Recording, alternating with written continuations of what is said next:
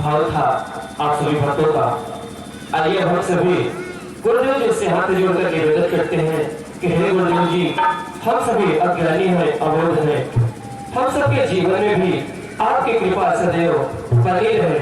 ऐसे दोनों हाथों को जोड़ते हुए ऐसा मन में भाव को जागृत करते हैं, उत्पन्न करते हुए आइए हम सभी गुरुदेव जी से निवेदन करते हैं कि हे गुरुदेव जी, आज का जो सत्संग है हम सभी भक्तों के जीवन में ऐसा मार्ग प्रदर्शित करें कि हम सभी भक्त सदैव सत्य मार्ग पर चलकर धर्म की रक्षा कर सके। गुरुदेव जी रक्षा कर सके, गुरुदेव जी रक्षा कर सके। बोलिए माता भगवती माँ काली की जय, बोलिए श्री सद्गुरुदेव जी भगवान की जय, सनातन धर्म की जय, गौ माता की जय।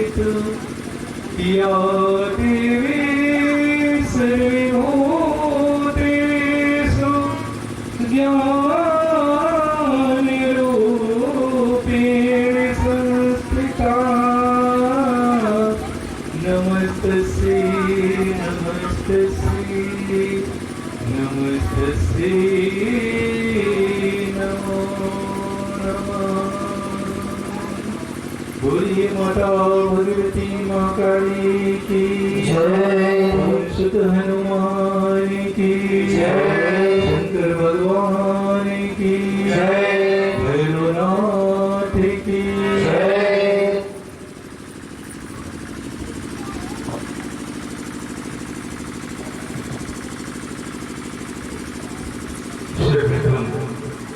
माँ भगवती माँ काली जो जगत की जननी है, ब्रह्मांड की जननी है, जो अकारण करुणा करने वाली है और भक्तों से माँ की तरफ प्रेम करने वाली है, ऐसे माँ भगवती माँ काली के श्री चरणों में सहस्त्र कोटि नमन करता हूँ, वंदन करता हूँ। तत्पश्चात उनके दर्शनों के लिए आए हुए समस्त सूक्ष्म शक्तियों को, वह सूक्ष्म शक्ति चाहे जिस रूप में हो, ग्राम देवता, स्थान देवता, कुल देवता, वह सूक्ष्म शक्ति चाहे जिस रूप में हो, उन समस्त सूक्ष्म शक्तियों को ही नमन करता हूँ, वंदन करता हूँ और सभी से निवेदन करता हूँ कि सभी अपना यथाउचित स्थान ग्रहण करें। तत्पश्चात अपने व्यस्ततम समय से भी कुछ समय निकालकर आए हुए सभी भक्तों के हृदय रूपी मंदिर में विराजमान माँ भगवती माँ काली की छवि को देखते हुए आप सभी भक्तों का भी स्वागत करता हूँ, वंदन करता हूँ, आप सभी को प्रणाम करता हूँ, क्योंकि हम सभी के अंदर निवास करने वाली आत्मा उसी माँ भगवती जगदम्बा का अंश हम सभी के अंदर बैठा हुआ है। इसलिए श्री गोस्वामी तुलसीदास जी की इस चौपाई के साथ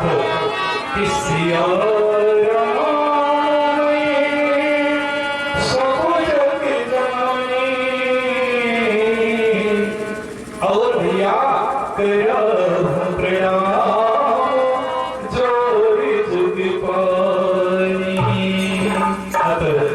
आप सभी को बार बार प्रणाम करता हूँ।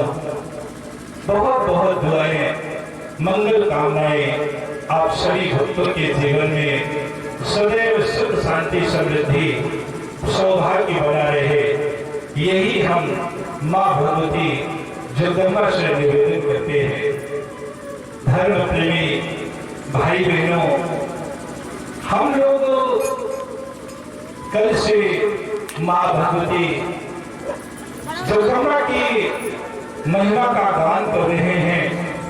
कल तो हमारी माताएं बहनें, छोटी छोटी बच्चियां सिर पर मंगल कलश रख करके माँ का स्वागत किया, उनका वंदन किया। और आज हम लोग माँ भगवती जगदम्बा की साधना उपासना आराधना कर रहे हैं, तो ये बड़े सौभाग्य की बात होती है। ऐसा कहा जाता है कि जब मनुष्य के कई जन्मों के पुण्य कर्म जागृत होते हैं, तब जाकर के कहीं कोई माँ भगवती जगदम्बा का भक्त बनता है, उपासक बनता है। तो हम लोग सभी सौभाग्यशाली हैं कि इस पावन धरा पर बैठ करके माँ भगवती की आराधना, साधना, उपासना कर रहे हैं। और एक बड़ी सुंदर बात है कि माँ भगवती की साधना, उपासना, आराधना वही करता है जिसका हृदय विशाल होता है, जिसका दिल विशाल होता है, वही माँ भगवती जगदम्बा की साधना, उपासना, आराधना करता है।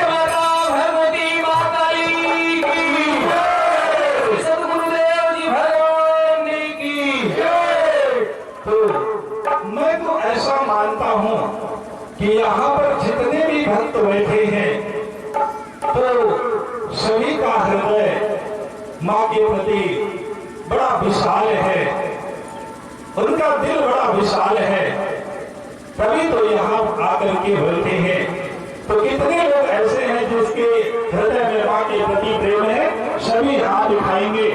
तो इसीलिए कहा गया है कि माँ के नाम की माला, क्या कहा गया है? अरे माँ के नाम की माला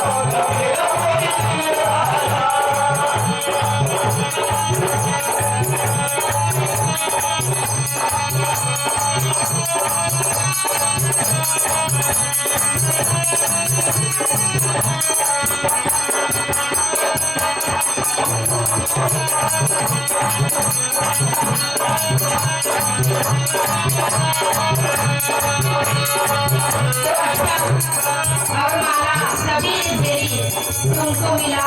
अगर हम लोग भी माँ के नाम की माला फेरेंगे तो क्या मिलेगा? हम लोग की भी किस्मत जग जाएगी। इसलिए ये माला सभी तोरे तो फेरी, ये माला सभी तोरे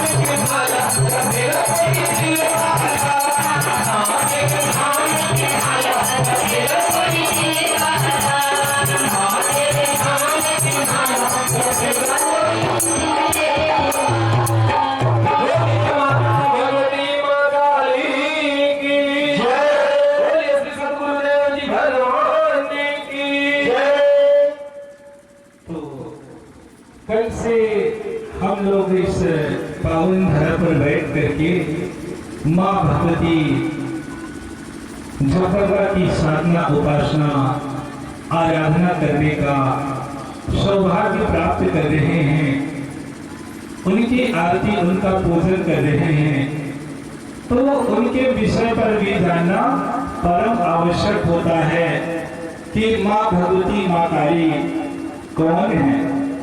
वैसे तो माँ के विषय पर जान लेना किसी के बस की बात नहीं है।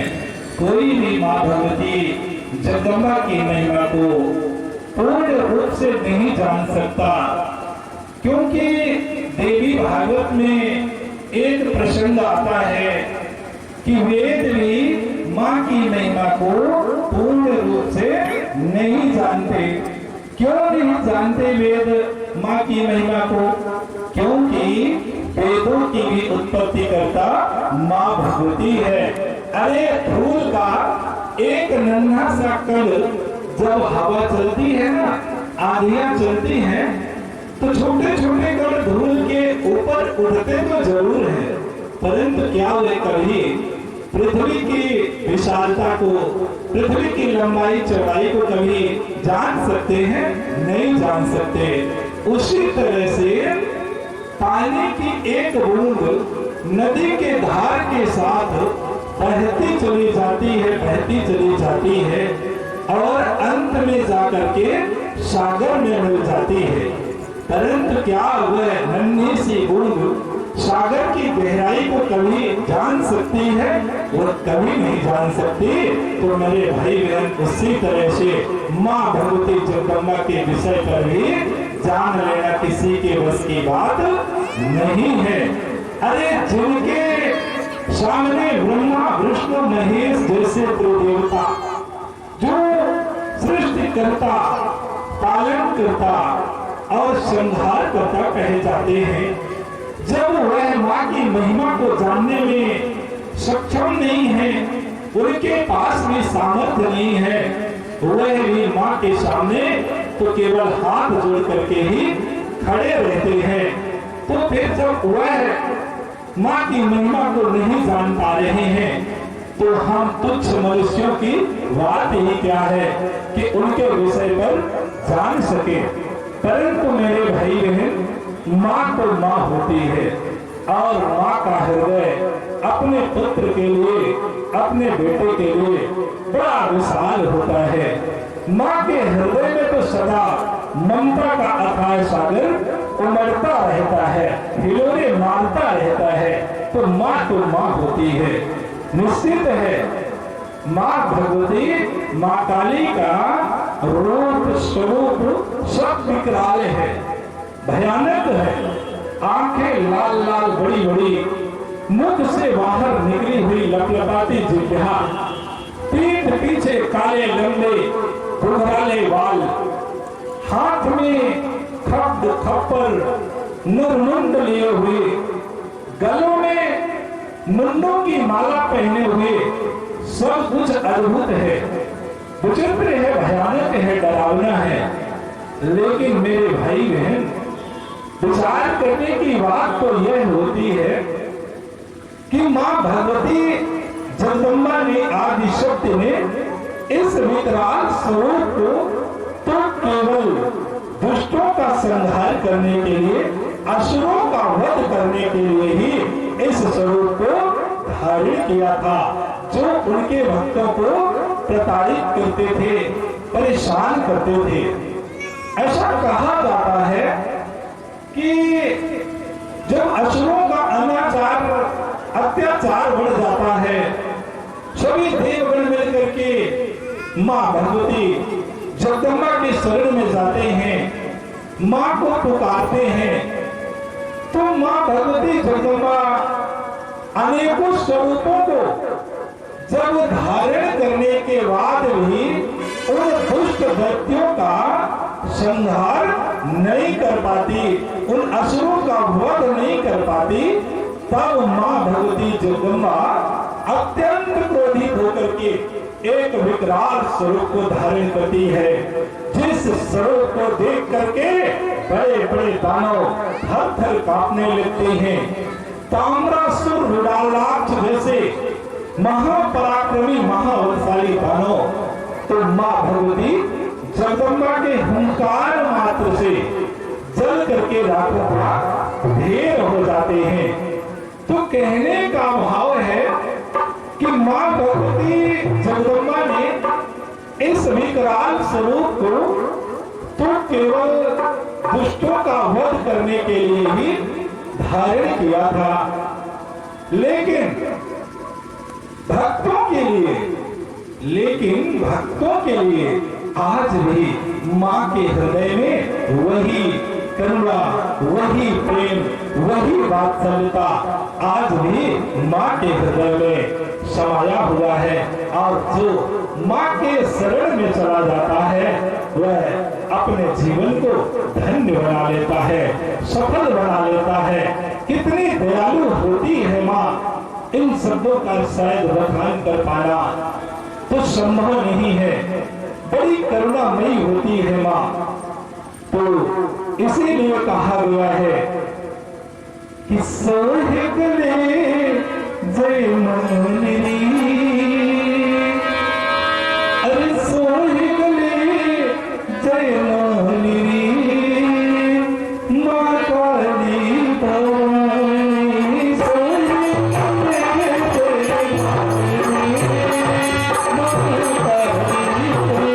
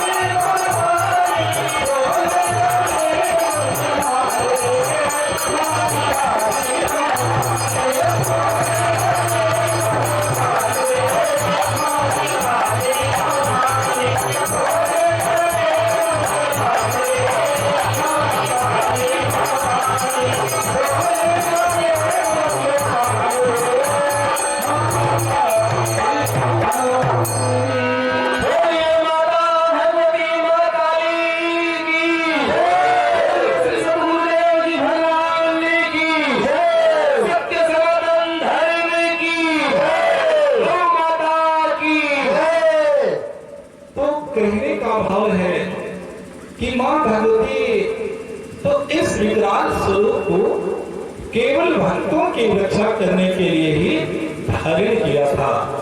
लेकिन कुछ लोगों का कथन है कि मां भगवती मां काली का पूजन अपने घरों पर नहीं करना चाहिए। अर्थात कुछ लोग ऐसा भी कहते हैं कि जो काली भैरव का पूजन करता है, काली भैरव को पूजता है, वह ओझा होता है, सोखा होता है, तांत्रिक होता है। तो ऐसे लोगों से निवेदन करना चाहूंगा कि भैया पहले आप तो विचार कीजिए कि भगवती आदि शक्ति ने इस विकराल स्वरूप को क्यों धारण किया था। तो अभी हमने आप सभी को बताया, आप सब अनेकों सीरियलों में देखे भी होंगे कि मां भगवती ने केवल भक्तों की रक्षा करने के लिए ही इस विकराल स्वरूप को धारण किया था। तो विचार करने की बात तो यह होती है, आप लोग स्वतः विचार कीजिए कि जिस मां ने अपने पुत्र की रक्षा करने के लिए, अपने बच्चे की रक्षा करने के लिए, अपने भक्तों की रक्षा करने के लिए अपने सुंदर स्वरूप का भी त्याग करने में क्षण मात्र की देरी प्रति हमें उस माँ का पूजन करना चाहिए या नहीं करना चाहिए, आप लोग स्वतः विचार कर सकते हैं। लेकिन मेरे विचार से, ये मेरा खुद का विचार है कि मेरे विचार से तो उसी माँ का पूजन करना चाहिए जो माँ अपने भक्तों की रक्षा करने के लिए, जो माँ अपने बच्चों की रक्षा करने के लिए, सब कुछ करने के लिए हर पल तत्पर रहती है, तैयार रहती है। हमें उसी माँ का पूजन करना चाहिए। जिस तरह से इस संसार में आप लोगों ने देखा होगा, हमारी माताएं बहनें भी बैठी हुई हैं, तो वो अपने बच्चे को खुद डांटती है, फटकारती है। गलतियां करने पर अपने बच्चे को खुद डांटती है, फटकारती है, लेकिन जानते हैं उनके बच्चों को दूसरा कोई उंगली उठा देना तो वो शेरनी की तरह डट करके सामने खड़ा हो जाती है। तो विचार कीजिए कि माँ के हृदय में कितनी ममता समाहित रहती है। संसारिक माताओं की बात कर रहे हैं कि वह अपने बच्चों की रक्षा करने के लिए, अपने प्राणों की भी कुर्बानी देने के लिए हर पल तत्पर रहती है, तैयार रहती है, उसे माँ कहते हैं। तो कहने का भाव है कि जिस माँ ने भक्तों की रक्षा करने के लिए, सब कुछ करने के लिए तैयार रहती है, हमें उसी माँ का पूजन करना चाहिए। फिर ऐसा कहा जाता है कि भगवती आदि शब्द में जब अनेकों स्वरूपों को धारण करने के बाद भी जितने भी आदि शब्द ने स्वरूपों को धारण किया था, तो उन समस्त स्वरूपों में से माँ भगवती, माँ काली का स्वरूप सबसे ज्यादा ऊर्जावान, सबसे ज्यादा शक्तिशाली, सबसे ज्यादा धैर्यवान अगर कोई स्वरूप है तो वह माँ भगवती, माँ काली का स्वरूप है। वह अपने भक्तों पर नाम लेने मात्र से, कुछ करने की जरूरत नहीं, केवल माँ का नाम लेते जाइए। जैसे संसार में छोटे छोटे बच्चे रहते हैं और कहते हैं मम्मी मम्मी करते हुए लगे रहते हैं, तो माँ उन बच्चों के ऊपर सदैव प्रसन्न रहती है। तो उसी तरह से माँ भगवती, माँ काली भी केवल नाम लेने मात्र से भक्तों के ऊपर प्रसन्न हो जाती है और करुणा की बरसात कर देती है। फिर धर्म ग्रंथों में भी, वेद पुराणों में भी माँ भगवती, माँ काली को सर्वश्रेष्ठ बताया गया है। हमारे वेद पुराणों में 10 महाविद्या बताई गई है और उन 10 महाविद्याओं में से माँ भगवती, माँ काली का पहला स्थान है। सबसे पहले उन्हीं का नाम आता है।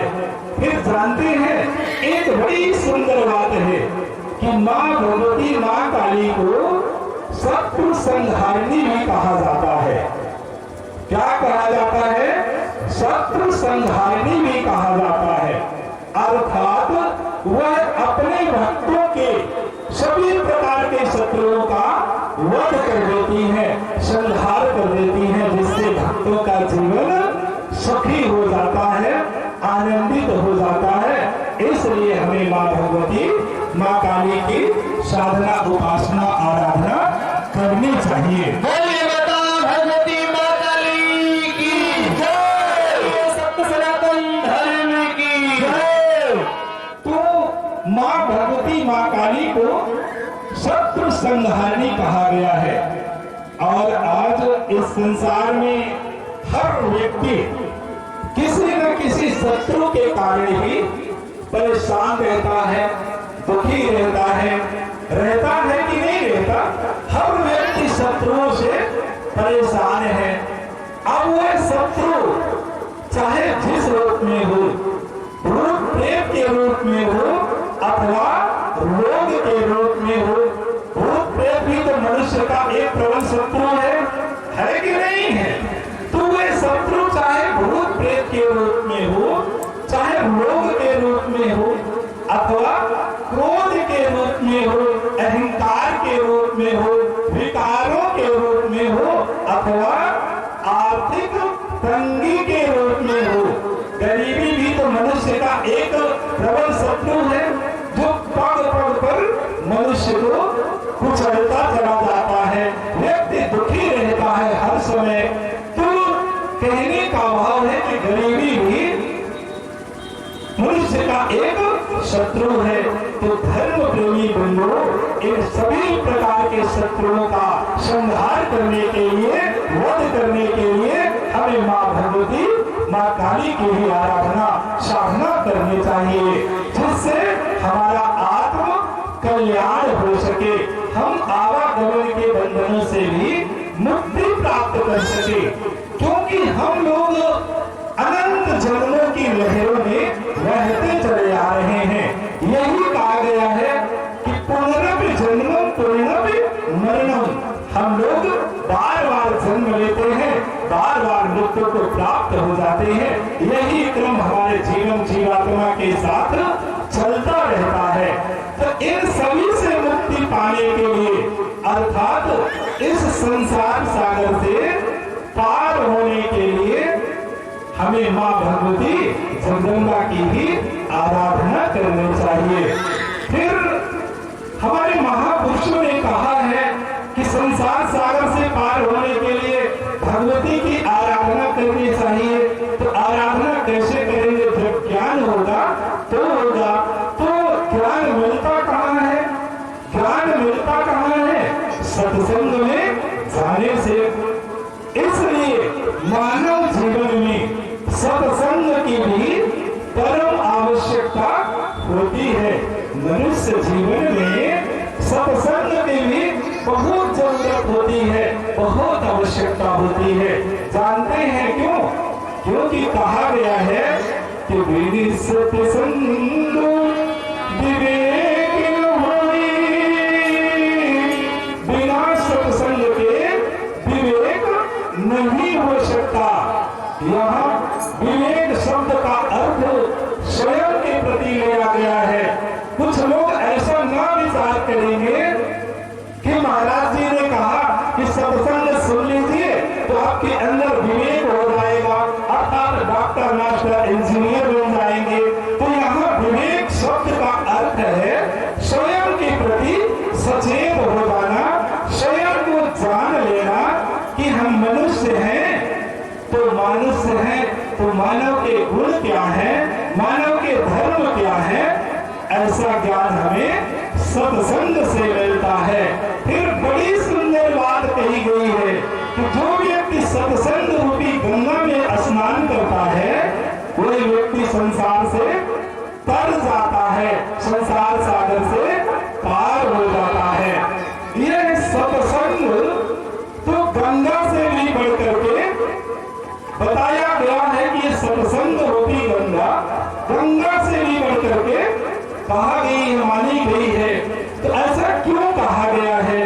क्योंकि गंगा तो केवल पापों को ही धोती है, गंगा तो केवल पापों को ही धोती है, लेकिन सत्संग रूपी गंगा तो पाप करने के विचारों को ही धो देती है। इसलिए सत्संग रूपी गंगा गंगा से भी बढ़ करके मानी गई है। तो कहने का तात्पर्य है कि गंगा में स्नान करने व्यक्ति गहराई पर चला जाए तो वो डूब जाता है, मर जाता है। गंगा की गहराई पर अगर कोई व्यक्ति चला जाए तो वो डूब जाएगा, मर जाएगा। लेकिन जानते हैं सत्संग रूपी गंगा की गहराई पर चाहे आप जितना चले जाइए, परंतु कभी डूबेंगे नहीं, मरेंगे नहीं, वह तो तर जाता है। वही गंगा और सत्संग रूपी गंगा में अंतर होता है। तो कहने का तात्पर्य है कि सत्संग में जाने से व्यक्ति के अंदर ज्ञान हो जाता है, वह जीवन जीने की कला को सीख जाता है कि जीवन कैसे जीना चाहिए। हमें समाज के बीच में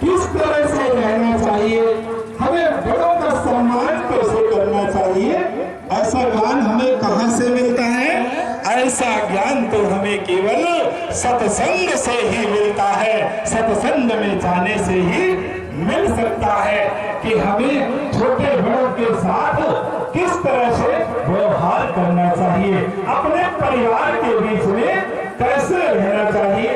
यह ज्ञान तो सत्संग में जाने से मिलता है। और मेरे भाई बहन, आज संसार में तो यही सबसे बड़ी विडंबना है। कौन सी विडंबना है? कि लोग एक दूसरे का सम्मान करना ही भूलते जा रहे हैं।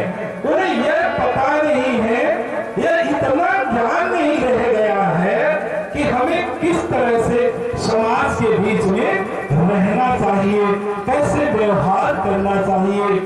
तो कहने का भाव है कि आज ऐसी स्थिति हो गई है, आज इस कलयुग में ऐसी स्थिति हो गई है कि लोग कोई किसी की सुनना नहीं चाहता, सब सुनाना ही चाहते हैं। क्या कोई किसी की सुनना चाहता है? कोई किसी की नहीं सुनना चाहता। पिता पुत्र की नहीं सुनना चाहता, पुत्र पिता की नहीं सुनना चाहता। क्या पुत्र पिता की सुनना चाहता है? नहीं सुनना चाहता। तो भाई भाई का भी नहीं सुनना चाहता, भाई भाई का भी नहीं सुनना चाहता। तो सास भी बहू की नहीं सुनना चाहती, सास भी बहू की नहीं सुनना चाहती। तो बहू भी तो कहती है कि हम भी सास का नहीं सुनेंगे। ना तो सास बहू की सुनने के लिए तैयार है और ना बहू सास की सुनने के लिए तैयार है। सभी सुनाना ही चाहते हैं, कोई सुनना नहीं चाहता। लेकिन एक बात बोले, मैं बड़ा सौभाग्यशाली हूँ जहाँ लोग कोई किसी की नहीं सुनना चाहता, अपने घर परिवार की नहीं सुनना चाहते, वहाँ इतने सारे लोग बैठ करके हमारा सुन रहे हैं। इसलिए हम सौभाग्यशाली अपने आप को समझते हैं। वरना आज के जमाने में भैया कलयुग आ गया है। इस कलयुग में कौन कहाँ किसकी सुनना चाहता है? सभी तो सुनाना ही चाहते हैं। अच्छा जानते हैं, लोगों को सुनाते सुनाते थकान भी नहीं लगती। जब जोर जोर से चिल्ला चिल्ला करके सुनाते चले जाते हैं तो क्या थकान लगती है? इस मामले में माताओं बहनों को ज्यादा अनुभव होगा। तो क्या थकान लगती है? नहीं थकान लगती ना। तो कहने का तात्पर्य है कि आज इस जमाने में कोई किसी की सुनना नहीं चाहता, सभी सुनाना ही चाहते हैं, सभी सुनाना ही चाहते हैं। और सुनाते सुनाते आज पूरा परिवार बिखर गया है। आज जानते हैं, लोग अपने ही घर परिवार के बीच में, लोग अपने ही घर परिवार के बीच में ऐसे रहते हैं, ऐसे रहते हैं। लोग अपने घर परिवार के बीच में ऐसे रहते हैं, ऐसे रहते हैं। कैसे रहते हैं? तो कोई शत्रु ऐसे रहते हैं। लोग कैसे रहते हैं? जैसे पड़ोसियों के बीच में रह रहे हो। कैसे रहते हैं? जैसे पड़ोसियों के बीच में रहे हो। आज भाई भाई के बीच में भी पड़ोसियों जैसा व्यवहार हो गया है। पिता पुत्र के साथ भी वही स्थिति है। अरे मेरे भाई बहन, और छोड़ दीजिए, आज माता पिता के साथ भी पड़ोसियों जैसा व्यवहार करने लगे हैं। विचार करने की बात है, ये समझने की बात है। इसलिए आज इस कार्यक्रम के सत्संग के प्रत्येक दिवस पर आप सबसे, समस्त ग्रामवासियों से निवेदन करना चाहता हूँ कि भैया आप लोग सुनाने की प्रथा को बंद कर दीजिए और सुनने की आदत डाल लीजिए, तो आपका वही घर स्वर्ग की तरह शांति देने वाला बन जाएगा। और अपने घर को के लिए जानते हैं किसका बड़ा हाथ होता है? अपने घर को स्वर्ग की तरह शांति देने वाला बनाने के लिए हमारी माताओं बहनों का बहुत बड़ा हाथ होता है। हमारे धर्म ग्रंथों में कहा गया है कि अगर एक नारी चाहे तो अपने घर को, एक नारी चाहे तो अपने घर को स्वर्ग की तरह शांति देने वाला बना सकती है, और ना चाहे तो नर्क से भी वक्तल बना सकती है। यह तो इन माताओं बहनों के ऊपर निर्भर होता है। इसलिए एक बार अपने लिए तालियां को बजा करके एक बार जोर से मां भगवती का जय घोष करेंगे। बोलिए माता भगवती माता की जय, बोलिए श्री सद्गुरुदेव की भगवान की जय। तो भैया, घर को स्वर्ग बनाने के लिए माताओं बहनों का बहुत बड़ा हाथ होता है। एक छोटी सी कहानी के माध्यम से, एक छोटी सी कहानी के माध्यम से बताना चाहूंगा कि किस तरह से एक स्त्री अपने घर को स्वर्ग की तरह शांति देने वाला बना सकती है। तो एक सेठ जी थे, उनके 5 बेटे थे, 4 बहुएं उनके घर में आ चुकी थी। फिर भी घर की स्थिति बहुत बिगड़ी हुई थी। तहलका मचा हुआ था, तहलका से भी बढ़ करके और कुछ हो तो तांडव मचा हुआ था उन सेठ जी के घर में। 4 बहुएं आ चुकी थी, फिर भी उनके घर में शांति नहीं थी। यहाँ तक स्थितियां बिगड़ चुकी थी कि खाना बनाने का भी दिन निश्चित कर लिया गया था कि आज सोमवार के दिन बड़ी बहू खाना बनाएगी, तो मंगलवार के दिन उससे छोटी बहू खाना बनाएगी, फिर उसके बाद बुधवार के दिन उससे छोटी बहू खाना बनाएगी। तो इस तरह से उनका समय गुजरता चला जाता है, समय व्यतीत होता चला जाता है। घर में कलह मची हुई थी कि उसी बीच में सेठ जी का मन भगवत भजन की ओर लगता है, क्योंकि सेठ जी की चौथी अवस्था आ चुकी थी। तो सेठ जी अपने मन में विचार करते हैं कि अब हम 5वें बेटे का भी विवाह कर दे तो हम मुक्त हो जाए, फिर जा करके भगवत भजन करने लगे। तो ऐसा विचार करते हुए सेठ जी जो थे तो वह जाकर के शादी विवाह तय करते हैं, निश्चित हो जाता है और विवाह हो जाता है। विवाह होने के बाद जब वह अपने बच्ची को विदा करने लगते हैं, जो सेठ जी की बहू बन रही थी, विवाह हो गया था 5वीं, तो जब वह पिता अपने बच्चे की विदाई करने लगते हैं तो जानते हैं वह अपने बेटी को बड़ा सुंदर समझाते हैं।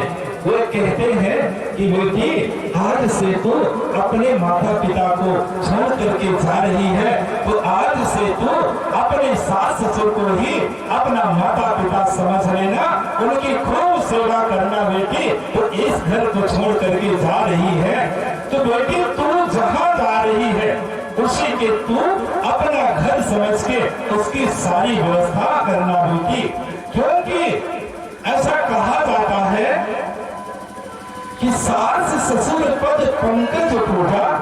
क्या कहा जाता है? पिताजी अपनी बेटी को समझाते हुए कह रहे हैं, गोस्वामी जी भी यही लिखे हैं रामचरितमानस में। उन्होंने लिखा है कि सास ससुर पद पंकज पूजा, यही सोनारी धर्म नहीं दूजा।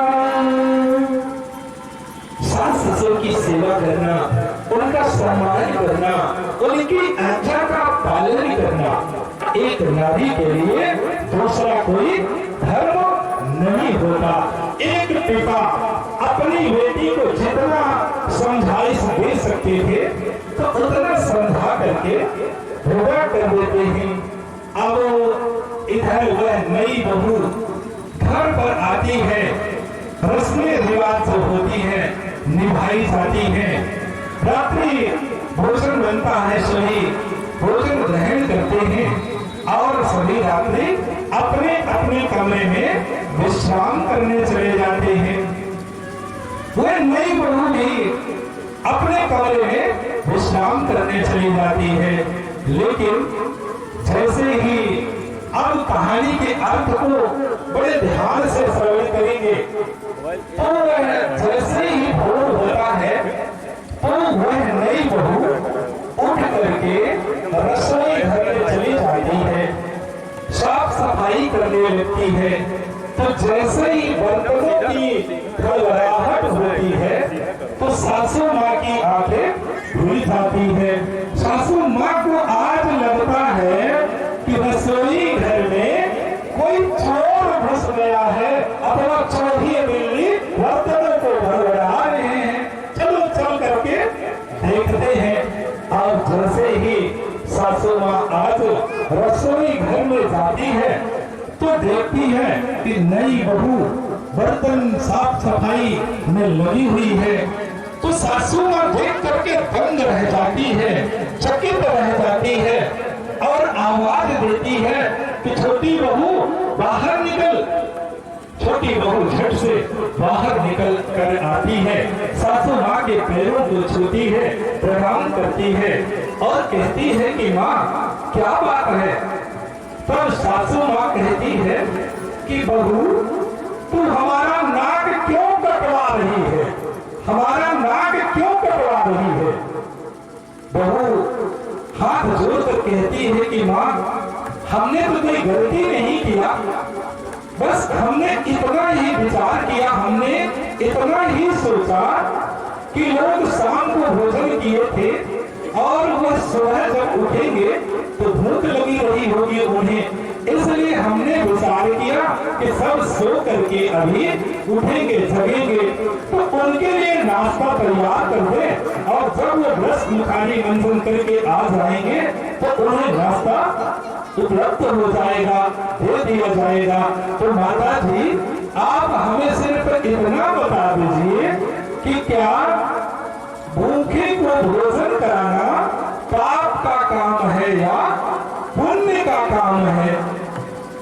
सासू माँ कहती है बहू निश्चित है कि भूखे को भोजन कराना पुण्य का काम है, लेकिन बहू ये तो घर के लोग हैं, ये तो घर के लोग हैं। तब बहू रानी पढ़ी लिखी थी, सत्संग श्रवण करती थी, तो उन्होंने कहा कि माँ हमारे गुरुदेव ने, हमारे पिता ने तो सिर्फ हमें इतना ही ज्ञान दिया है कि भूखे को भोजन कराना पुण्य का काम है, वह चाहे घर के लोग हो या बाहर के लोग हो, भूखे को भोजन कराना पुण्य का काम है। ऐसा सुन करके तो आज सासू माँ अपने सिर पर हाथ रखती है और कहती है अरे बहू तू कितनी ज्ञानी है, तेरे अंदर कितना ज्ञान है कि तू घर के लोगों को भी भोजन कराना पुण्य का काम समझती है। अरे बहू रानी चल हम भी तेरे साथ चलते हैं, भोजन तैयार करते हैं जिससे हमें भी कुछ पुण्य लाभ मिल सके। मेरे भाई बहन आज जहाँ घर में लोग 8 बजे सो करके नहीं उठते थे, आज वहाँ सास और बहू मिल करके नाश्ता तैयार कर रही है। नाश्ता तैयार हो जाता है, सभी स्नान ध्यान ब्रश करके जैसे ही बैठते हैं तो सबके सामने नाश्ते का प्लेट आ जाता है और जैसे ही नाश्ते का प्लेट आता है तो सभी अचंभित हो जाते हैं, एक दूसरे को देखने लगते हैं और विचार करते हैं कि ये नाश्ता किसने बना दिया। बड़ी बहू कहती है नहीं नहीं हमने तो नहीं बनाया है। छोटी बहू कहती है जो दूसरे नंबर की थी वो कहती है कि आज तो हमारा नंबर ही नहीं था, आज के दिन हमारा नंबर भोजन बनाने में नहीं था। तब तक सासू माँ आती है और कहती है कि यह नाश्ता और किसी ने नहीं बनाया है, यह नाश्ता तो हमारी नई बहू ने बनाया है, छोटी बहू ने बनाया है। तब जानते हैं क्या होता है, ससुर जी अपनी नई बहू को, छोटी बहू को बुलाते हैं अपने पास और जैसे ही वह नई बहू ससुर जी को प्रणाम करती है तो ससुर जी कहते हैं चिरंजीवी हो बेटा, कल्याण हो बहू रानी, कल्याण हो। आज वही घर में आशीष बन रहा, आशीर्वाद बन रहा है। सभी लोग नाश्ता करते हैं, समय गुजरता चला जाता है, दोपहर का समय आ जाता है, दोपहर का समय आ जाता है। अब सास और बहू दोनों मिलकर के दोपहर का भोजन भी तैयार करने लगते हैं। तो जैसे ही अन्य बहुएं सास को काम करते हुए देखती हैं तो उनको भी वो नहीं लगता कि चलो कोई क्या कहेगा कि आज सास खाना बना रही है और बहुएं आराम से बैठी हुई हैं। तो संकोच बस जब सास और नई बहू खाना बना रही थी तो अन्य बहुएं संकोच बस जा करके खाना बनवाने लगती हैं। तो आज का खाना बनाने का आनंद ही कुछ और है, क्योंकि सभी लोग साथ मिल करके खाना बना रहे हैं, जल्दी बन भी जाता है और सभी साथ मिल करके भोजन करते हैं। तो उस घर का आज का आनंद तो अलग ही रहता है। इस तरह से उनका समय गुजरता चला जाता है।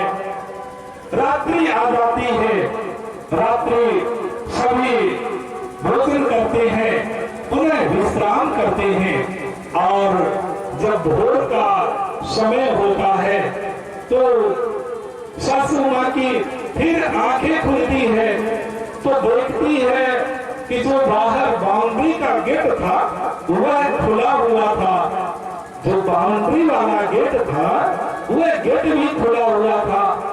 सासू माँ तो आज घबरा जाती है और विचार करती है कि निश्चित ही आज घर में चोर घुस आया है, सब लूट ले गया होगा। निश्चित तौर से हमें लगता है कि आज नई बहू ने दरवाजा बंद नहीं किया था, आज तो हम लोग बर्बाद हो गए, लूट गए।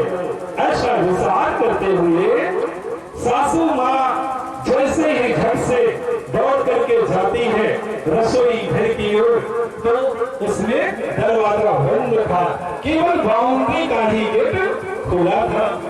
सासू माँ बाउंड्री पर जाती है, बाउंड्री के दरवाजे पर जाती है, गेट पर जाती है तो देखती है कि जो नई बहू थी वो सिर पर मटका रख करके पानी भर करके आ रही थी। सासू माँ देख करके तो दंग रह जाती है और कहती है, अरे बहू आज तो तूने हमारी नाक ही कटवा दिया। लोग नहीं कहते कि नहीं नहीं कोई आ जाए तो कहते हैं कि बाहर मत निकलना, लोग क्या कहेंगे। तो आज सासू माँ वही कहती है कि बहू रानी लोग क्या कहे होंगे, क्या किसी ने देखा है तुम्हें पानी भरते हुए।